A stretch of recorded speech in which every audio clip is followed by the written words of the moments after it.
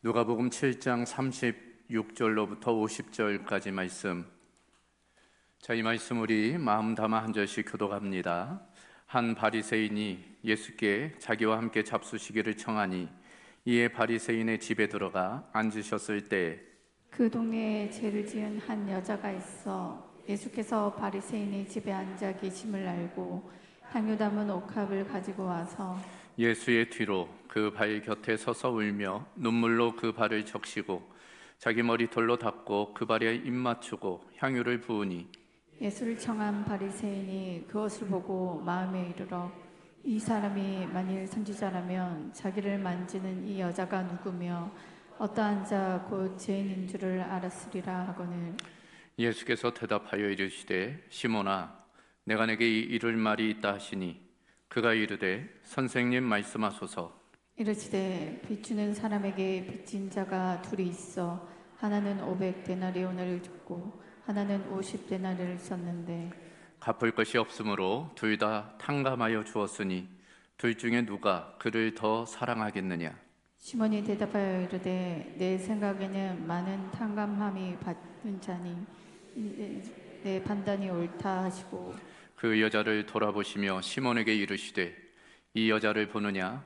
내가 내 집에 들어올 때 너는 내게 발 씻을 물도 주지 아니하였으되 이 여자는 눈물로 내 발을 적시고 그 머리털로 닦았으며 너는 내게 입맞추지 아니하였으되 내가 들어올 때부터 내 발에 입맞추기를 그치지 아니하였으며 너는 내 머리에 감람료도 붓지 아니하였으되 그는 향유를 내 발에 부었느니라. 이러므로 내가 내게 말하노니 그의 많은 죄가 사하여졌도다. 이는 그의 사랑이 많으니라. 사함을 받은 이는 적은 자는 적게 사랑하느니라. 이에 여자에게 이르시되 내 죄 사함을 받았느니라 하시니 함께 앉아있는 자들이 속으로 말하되 이는 누구이시기에 죄도 사하느냐 하더라. 함께 있습니다.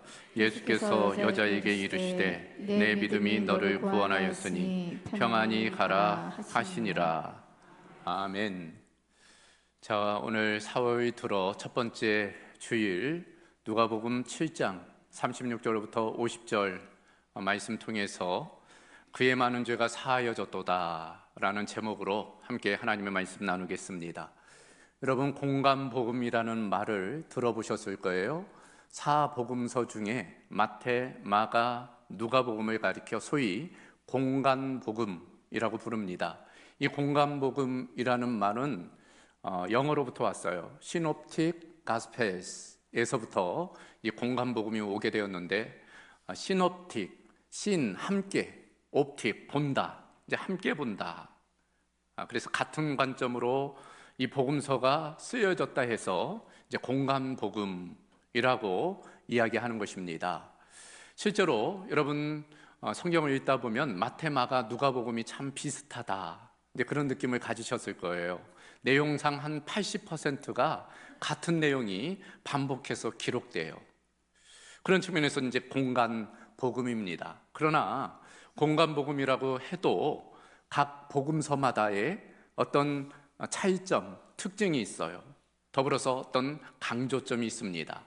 이를테면 마태복음을 가리켜 소위 사자복음이라고 부르죠. 사자, 밀림의 왕. 그래서 왕으로 오신 예수님이 마태복음에는 강조되어 있습니다. 마가복음은 황소복음이죠. 황소, 이제 일하는 데 능하잖아요. 그래서 섬김의 종으로 오신 예수님이 이제 마가복음에는 강조되어 있어요. 반면 누가복음은 인자복음이라고 불러요. 사람의 아들, 구약 다니엘에서 예언된 메시아로서 오신 예수님이 강조되어져 있습니다. 특별히 누가복음은 소위 사회적인 약자에 대한 관심이 두드러지게 나타나요. 여인이랄지 아이랄지 이방인이랄지 과부랄지 죄인들, 이런 사람들에 대한 관심이 많이 나타납니다.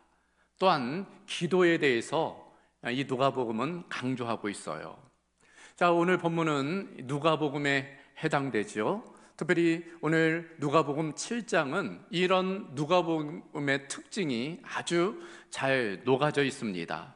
실제로 누가복음 7장에는 세 가지 이적이 나타나 있어요. 먼저는 이방인 백부장의 하인을 예수님께서 고치시는 내용이에요. 두 번째는 나인성 과부의 아들을 예수님께서 살리시는 내용입니다. 그리고 세 번째 이적은 오늘 우리가 함께 읽은 한 죄 많은 여인을 예수님이 용서해 주시는 그런 이적입니다. 자, 그 내용을 보면 점점 더 이야기가 이제 심화되고 있는 것을 보게 돼요. 처음에는 그저 죽을 병 걸린 사람을 살리는 정도였죠. 그런데 두 번째는 죽은 사람을 살리는 거예요.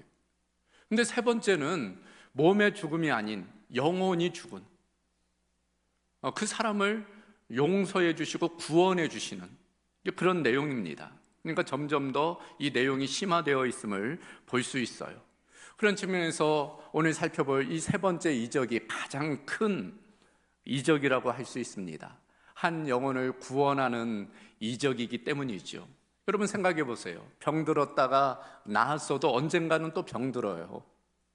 죽었다가 살아났어도 언젠가는 죽게 되어 있습니다. 그러나 한 번 구원받는 것은 영원히 지속돼요. 구원의 영속성입니다. 그런 측면에서 이 마지막 세 번째 이적은 가장 큰 예수님의 이적이라 할 수 있어요. 자, 오늘은 그 내용을, 그 이야기를 함께 살펴보려고 하는 거죠. 죄 용서라는 주제입니다. 자, 오늘 본문의 내용은 여러분 너무나 잘 아시는 내용이죠. 어느 날 예수님이 한 바리새인 시몬이라는 사람의 초대를 받아 잔치에 참여했어요. 그런데 느닷없이 그 동네에서 죄인으로 소문난 이 여인이 이 잔치자리에 찾아온 거예요. 불청객이죠. 그러더니만 갑자기 눈물을 흘리면서 예수님의 발을 그 머리카락으로 닦고 또 입 맞추고 자신이 가져온 향유를 예수님께 붓는 거예요. 참으로 이상한 행동이죠. 모든 사람들이 당황했을 거예요. 아마도 호스트인 이 바리새인 시몬은 더 많이 당황한 것 같습니다. 그것에 대한 어떤 못마땅해하는 이제 그런 마음을 가진 거죠. 예수님 그걸 아시고 하나의 비유를 예수님 들려주세요. 이런 비유입니다. 어떤 한 사람에게 빚진 자가 있었다는 거예요. 근데 그 빚을 갚을 수 없었기에 그 사람이 그 빚을 탕감해 주었다는 것입니다. 한 사람은 500데나리온, 우리식으로 말하면 한 5천만 원 정도. 한 사람은 50데나리온, 우리식으로는 한 500만 원 정도. 그런데 갚을 길이 없었다는 거예요. 그래서 그 빌려준 사람이 그 빚진 자에게 그 빚을 탕감해 주었다는 것입니다. 그러면서 질문하는 거예요. 시몬, 당신 보기에는 그 두 사람 중에 누가 더 탕감해 준 사람을 사랑하겠어? 근데 시몬이 당연하다는 듯이 이렇게 이야기합니다. 제 생각에는 아무래도 많이 탕감받은 사람 아니겠습니까? 그때 예수님, 당신 말이 맞소 하면서 이런 이야기를 하세요. 당신은 내가 올 때 발 씻을 물도 제공하지 않았지만 저 여인은 나를 위해서 그 발을 닦고 입 맞추고 했어. 당신은 나에게 입맞춤도 하지 않았지만 이 여인은 나에게 입을 맞추었어. 당신은 내 머리에 올리브유도 붓지 않았지만 이 여인은 내 발에 그 값비싼 향유를 부었어. 그 이유는 이 여인이 많은 죄를 탕감받았기 때문이요. 용서함을 받은 것이 적으면 적게 사랑하고 용서함 받은 것이 많으면 많이 사랑하게 되어 있어. 이제 그렇게 말씀하시는 거예요. 그러면서 그 여인을 향해서는 이렇게 선포하는 것입니다. 여인이여, 당신의 죄가 이미 사함을 받았소. 이제는 평안히 돌아가시오. 이것이 오늘 본문의 대략적인 내용입니다. 자, 오늘 말씀을 통해서 우리는 성경적인 용서가 무엇인지를 교훈 얻게 돼요. 그저 세상적인 용서가 아닌 성경적인 용서, 그 용서가 어떤 것인지, 그 용서의 원리는 무엇이고 그 용서의 능력, 결과는 무엇인고, 크게 두 가지를 오늘 함께 살펴보도록 하겠습니다. 첫 번째, 용서는 무엇인가? 용서는 값없는 하나님의 은혜라는 거예요. 한번 따라해 보겠습니까? 용서는 값없는 하나님의 선물입니다. 그래요. 용서는 값없는 하나님의 선물이라는 거예요. 자, 이것을 제가 세 가지 차원에서 말씀을 드리겠습니다. 그 첫 번째는 용서는 은혜로 시작된다는 거예요. 용서는 그 출발점이 은혜라는 것입니다. 오늘 본문 속 예수님의 비유가 그걸 잘 드러내 보여주고 있어요. 용서의 원리입니다. 자, 다시 41절 42절에 보면 이르시되 빚지는 사람에게 빚진 자가 둘이 있어 하나는 500데나리온을 졌고 하나는 50데나리온을 졌는데 갚을 것이 없으므로 둘 다 탕감하여 주었으니. 자, 여기 보면 이 채주가 빚진 자의 빚을 탕감해 줬다는 거예요. 왜 그랬을까요? 빚을 갚을 길이 없는 거예요. 자신의 능력으로는 도무지 그 빚을 감당할 수가 없는 것입니다. 그래서 그 결과로서 탕감해 주었다. 은혜로 탕감해 줬다는 의미입니다. 실제로 이 탕감하여 주다라는 단어가 헬라어 카리조마이라는 단어인데 카리스라는 단어로부터 왔어요. 카리스, 우리가 잘 아는 대로 은혜입니다. 그러므로 카리조마이는 은혜를 베풀다. 그러니까 탕감해 줬다는 것은 은혜를 베풀었다라는 의미예요. 자격 없는 자에게 주어지는 선물을 의미해요. 선제적인 은혜를 의미한 것입니다. 그가 무슨 어떤 조건을 갖추어서도 아니고 자격을 갖추어서도 아니고 그저 채주 편에서 그를 불쌍히 여긴 거예요. 그래서 그 값을 면제해 준 것입니다. 그런 측면에서 성경적 차원에서의 용서는 대가를 치르거나 사거나 해서 얻을 수 있는 게 아니에요. 오히려 피해자가 선제적으로 은혜를 베푸는 것이 용서입니다. 그래서 성경은 분명하게 이렇게 말씀하고 있어요. 너희는 그 은혜에 의하여 믿음으로 말미암아 구원을 받았으니 이것은 너희에게서 난 것이 아니요 하나님의 선물이라. 행위에서 난 것이 아니니 이는 누구든지 자랑하지 못하게 함이라. 우리에게 용서 또 구원은 선물로 주어졌다는 거예요. 그 중심에는 하나님의 은혜가 있다는 거예요. 행위의 결과가 아니라는 것입니다. 내가 도덕적으로 합당해서 내가 회개해서 용서해 주는 게 아니고 아직 그러지 않음에도 미리 선제적으로 은혜로 용서한다라는 것입니다.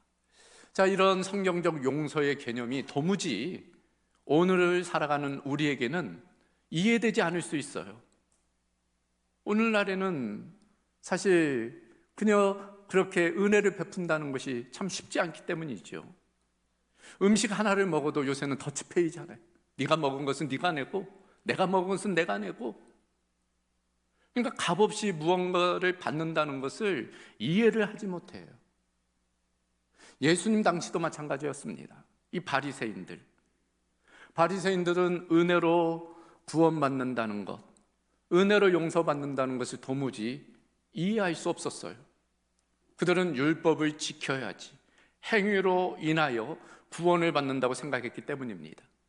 기도와 구제와 금식 등등의 율법 준수가 자기를 구원으로 이끈다라고 생각을 했던 거예요. 그러나 율법을 완전히 준수할 수 있는 인간은 없는 거죠. 그래서 로마서 3장 20절에는 분명 이렇게 말씀하고 있습니다. 율법의 행위로 그의 앞에 의롭다 하심을 얻을 육체가 없나니 율법으로는 죄를 깨달음이니라.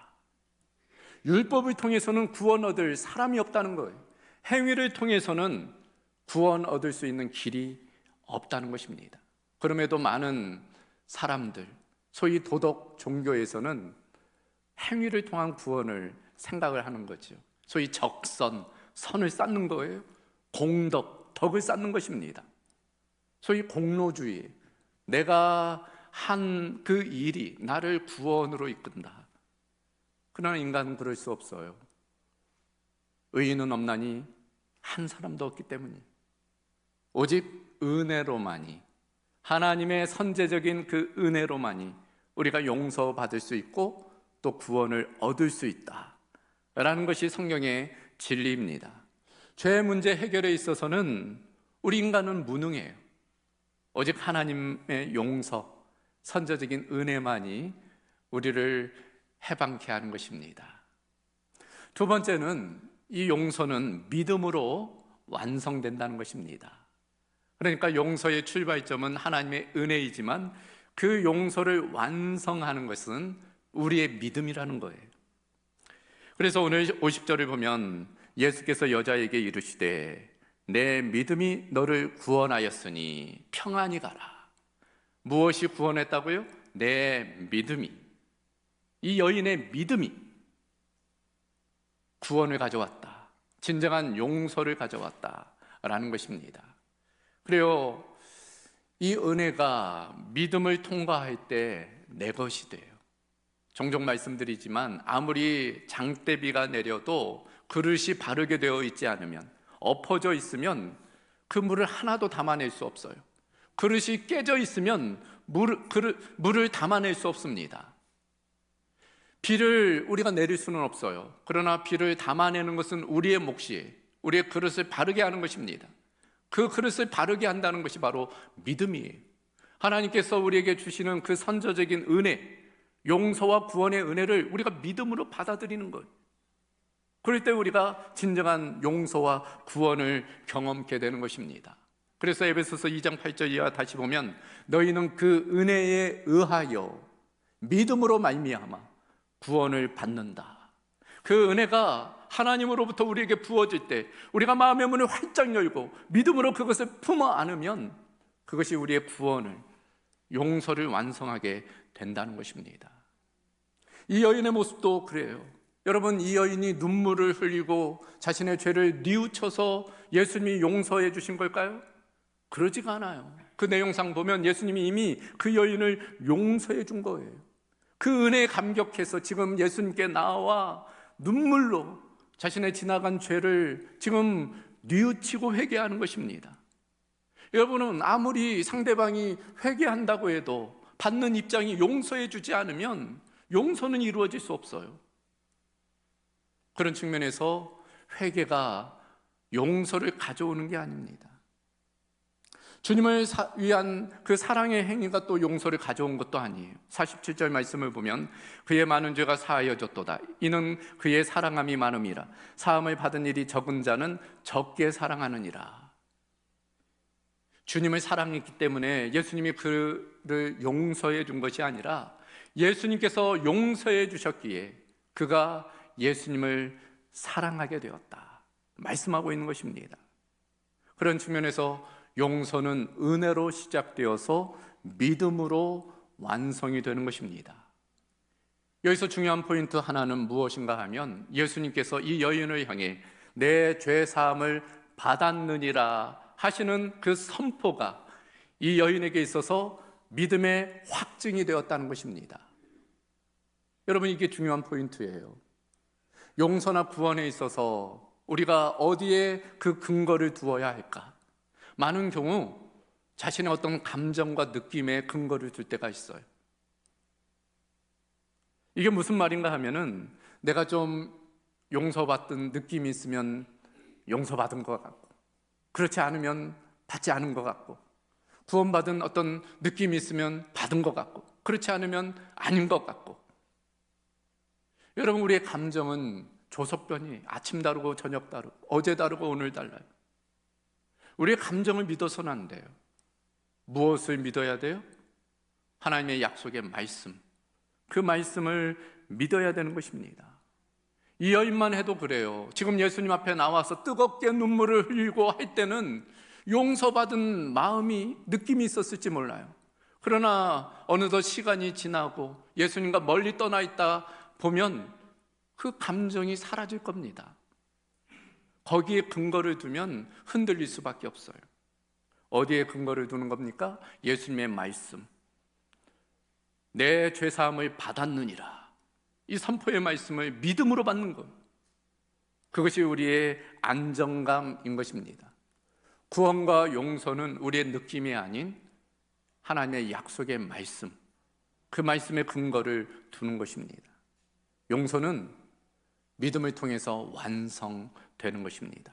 세 번째, 용서에는 대가가 따른다는 거예요. 여러분, 용서는 은혜로 시작되어 믿음으로 완성되지만 그 과정에 있어서는 대가가 필요해요.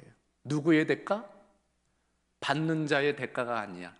주는 자의 대가가 필요합니다. 희생이 필요해요. 오늘 본문 속 비유가 그걸 잘 보여주잖아요. 지금 채주가 그 빚진 자의 빚을 탕감해 준다는 것을 우리는 그냥 쉽게 넘어가요. 그러나 한번 생각해 보십시오. 내가 지금 5천만 원을 빌려줬는데 그에게 면제시켜주면 그 빌려준 사람은 5천만 원의 손해를 보는 거예요. 그 이자까지 생각해 보십시오. 그러니까 누군가를 용서한다는 것은 그만한 대가를 본인이 수용한다는 의미예요. 여러분, 자신의 아들이 어느 날 아버지의 차를 몰고 운행하다가 그만 차 사고가 났어요. 차가 전소됐습니다. 근데 아빠가 그 자녀를 용서해 준다는 건 어떤 의미예요? 그 손해를 감수하겠다는 거예요. 차를 이제는 잃어버렸잖아요. 그리고 또 다른 차를 사야 되잖아요. 그 불편함도 있고. 그러나 용서한다는 것, 그 모든 것을 감수한다. 그런 의미입니다. 그래서 우리는 참 용서하기가 어려워요. 우리 인간은 자기중심적이기 때문에 다른 누군가를 용서하는 것이 참 쉽지가 않습니다. 그래서 그런 말을 해요. 이 용서는 사람들이 다른 누군가에게 가장 받고 싶은 것이지만 다른 누군가에게 가장 하기 싫은 것이다. 용서의 양면성이. 우리는 용서를 받고자는 하지만 주기는 싫어하는 그런 모습입니다. 그러나 예수님은 그 대가를 치르신 거예요. 우리를 향해서 용서하시기 위해 대가를 치르셨습니다. 로마서 3장 24절, 그리스도 예수 안에 있는 속량으로 말미암아 하나님의 은혜로 값없이 의롭다 하심을 얻은 자 되었느니라. 여기 보면 속량이라는 단어가 나와요. 속량, 값을 치르다. 노예를 사서 그 값을 치르는 거예요. 그리고 그 노예에게 너는 이제부터 자유다 선언해 주는 것이 속량입니다. 그렇게 예수님께서 값을 치르셨기 때문에 우리는 값 없이 의롭게 되었다 말씀하고 있어요. 우리를 용서하시기 위해 예수님은 값을 치르셨어요. 그 값은 도무지 설명할 수 없는, 매길 수 없는 값이에요. 십자가의 죽음입니다. 그런 측면에서 우리가 어떤 은혜를 받았는지 늘 기억하며 살아야 할 것입니다. 종합해 보면 용서는, 구원은 값없는 하나님의 선물이라는 거예요. 그 출발점은 하나님의 은혜입니다. 그리고 그걸 완성하는 것은 우리의 믿음이, 하나님께서 우리에게 보내신 그 선물을 우리는 받으면 되는 거예요. 그것을 위해서 예수님은 십자가에서 대가를 치르셨어요. 그것이 성경적 의미에서의 용서의 원리입니다. 두 번째, 용서의 결과는 무엇일까? 용서의 능력은 무엇일까? 그것은, 용서는 변화된 삶을 가져온다는 것입니다. 따라해 보겠습니까? 용서는 변화된 삶을 가져옵니다. 당연한 거지요. 용서 받으면 변화될 수밖에 없잖아요. 이 여인을 한번 생각해 보십시오. 이 여인의 이후로의 삶이 어땠을까?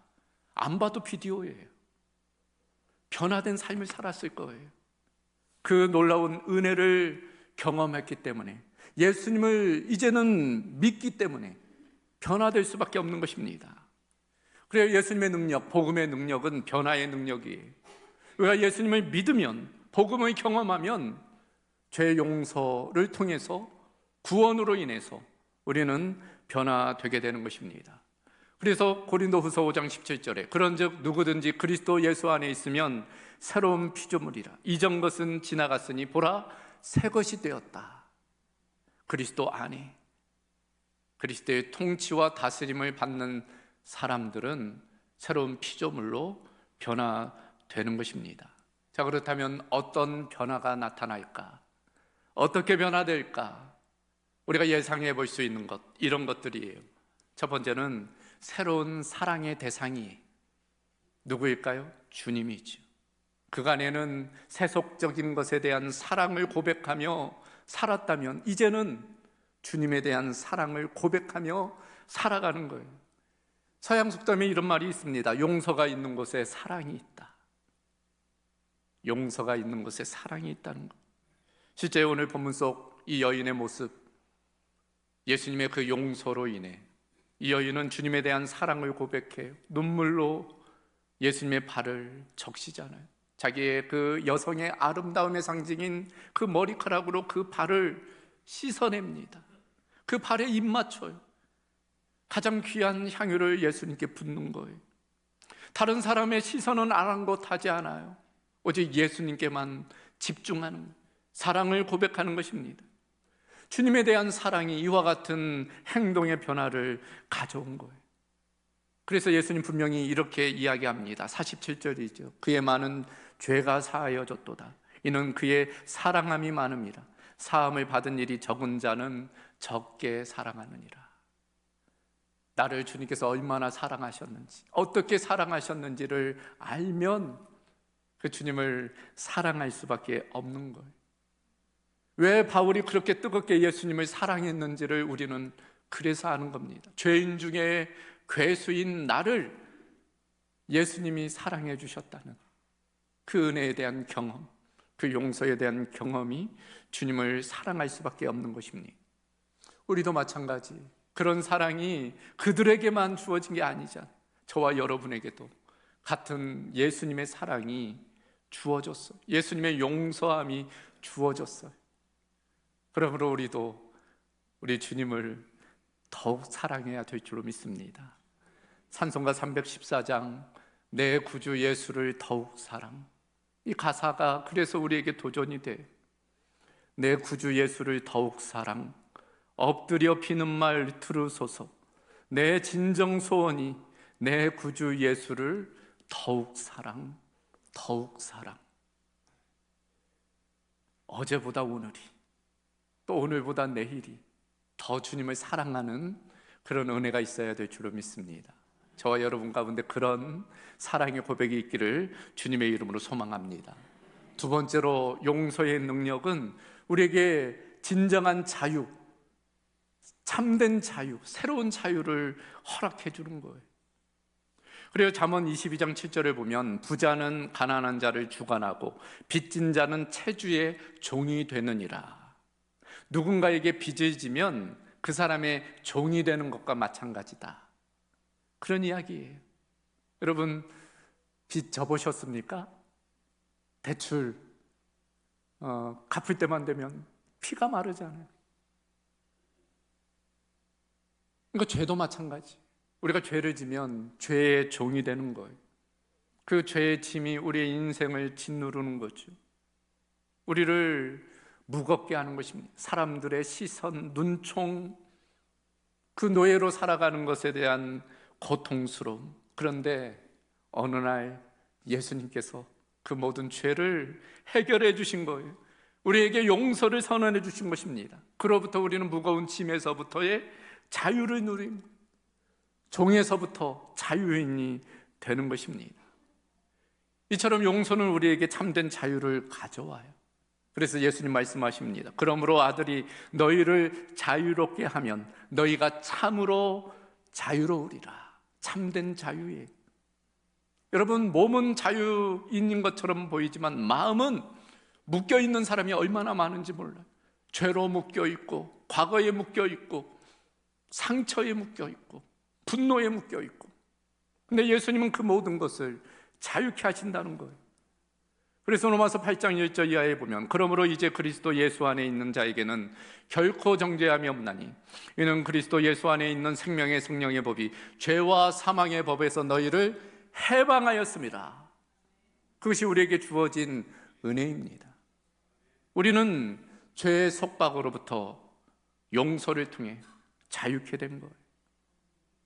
여러분, 존 뉴턴이라는 분을 아실 거예요. 악명 높은 노예 상인이었습니다. 영국의 노예 상인. 그랬던 그가 어느 날 예수님을 인격적으로 만나요. 그리고 자기 같은 죄인을 위해 예수님이 십자가에 달려 죽으셨다는 그 은혜를 경험합니다. 그래서 그가 작사한 찬양, 우리가 잘 아는 Amazing Grace, 찬송가 305장, 나 같은 죄인 살리신, 나 같은 죄인 살리신 주 은혜 놀라워 잃었던 생명 찾았고 광명을 얻었네. 아멘. 여러분, 이게 우리에게 주어진 은혜예요. 우리는 예수님 안에서 참된 자유와 해방을 누리게 된 것입니다. 우리가 그런 은혜를 날마다 누리며 살아가야 될 줄로 믿습니다. 세 번째, 한 가지 더 살펴보면 용서의 능력은 평안의 능력이, 새로운 평안을 얻게 된 것입니다. 오늘 예수님이 이 여인에게 이렇게 선포합니다. 예수께서 여자에게 이르시되 내 믿음이 너를 구원하였으니 평안히 가라. 샬롬, 평안하라 말씀하고 있어요. 이제는 그 문제로부터 자유케 되었으니 마음의 평안을 누리라 말씀하고 있는 것입니다. 여러분, 죄의 문제에 눌려 있으면 평안할 수 없어요. 상처의 문제에 묶여 있으면, 분노의 문제에 묶여 있으면 평안할 수 없습니다. 아무리 궁궐 같은 집에 살아도, 아무리 산의 진미를 먹어도 마음은 지옥일 수밖에 없어요.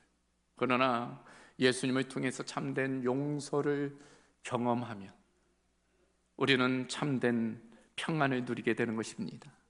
이사야 48장 22절, 여호와께서 말씀하시되 악인에게는 평강이 없다. 악인은 평안할 수 없다는 것. 또한 이사야 32장 17절에도 공의의 열매는 화평이요 공의의 결과는 영원한 평안과 안전이라. 죄인에게 평안이 없지만 그러나 죄 용서받은 자에게는 평안이 주어짐을 말씀하고 있는 것입니다. 참으로 놀라운 사실, 이것은 일시적인 평안이 아니라는 거예요. 원문에 따르면 이 평안이 가라는 것은 영속적이고 지속적인 평안을 의미하는 것입니다. 잠깐 평안했다가 사라지는 세상적인 평안이 아니라는 거예요. 영원한 평안, 그 평안을 주님께서는 우리에게 허락해 주시는 것입니다. 여러분, 문제는 무엇일까요? 안타까운 것은 무엇일까요? 지금 그 같은 공간에 있던 한 사람, 바리새인 시몬이죠. 지금 이 여인은 예수님께 용서받아 참된 자유와 평안과 사랑을 누리고 경험하지만 한 공간에 있던 이 바리새인 시몬, 그는 결코 그런 은혜를 경험하지 못하고 있다는 거예요. 몸은 함께 있지만 마음은 주님께 멀리 있기 때문이, 육신적으로는 그 주님을 대면하고 있지만 영적으로는 그 주님을 대면하지 못하기 때문에, 인격적으로 그 주님을 만나지 못했기 때문인 것입니다. 이것을 오늘 우리 자신에게 대입하면 어떨까요?